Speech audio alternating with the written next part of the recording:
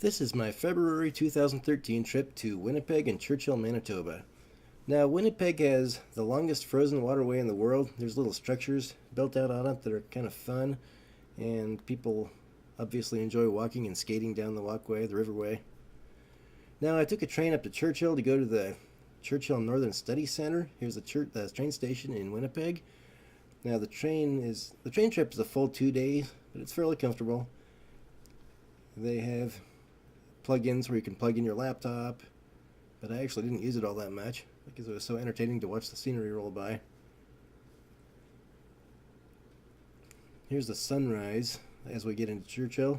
You can see that the trees are fairly short there because of the higher latitudes, but interestingly, near the Science Center itself, the trees are rather taller. The scenery out there is just beautiful, especially when it's covered with snow like that. The Science Center itself is a non-profit organization that houses real scientific research, and here's the entrance to it. What's nice is that the cost of the tours actually help fund the scientific research, so I'm really happy to be able to go patronize them. I did a tour on Northern Lights, and it was led by a real astronomer.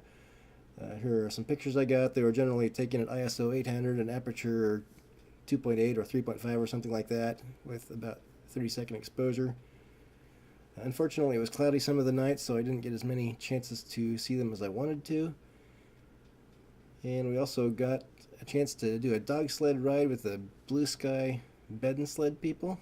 They love what they do. They love their dogs. They treat their dogs well. It's a great outfit there.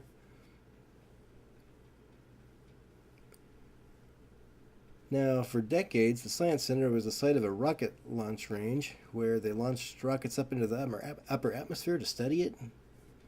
So there's all kinds of facilities there for that. Here's the second chance we got to see Northern Lights, and I like that one. The starman was very knowledgeable.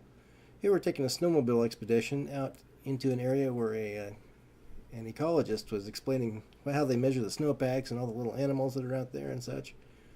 They have a full course for that in March. Here is a deck just outside the Science Center where you can go out and view Northern Lights and other things where you're safe from polar bears.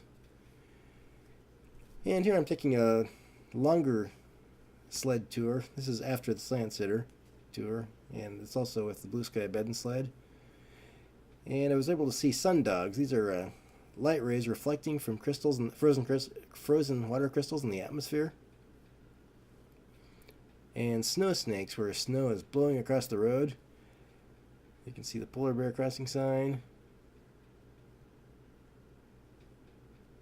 Now, my last night there, we got one final chance to see Northern Lights. It was kind of a thin band across the sky, and Gerald of Blue Sky Bed and Sled actually drove me out of town to help me see it better. So, yeah, they were really awesome. This is an Inukshuk. The Inuit people use that for location and direction marking. Here I am walking out on the frozen Hudson Bay. That was quite a rush, and Gerald helped me do it safely. And the final morning there, I was able to see a little bird just outside the bed and breakfast. Don't ask me what it is, but it's cute.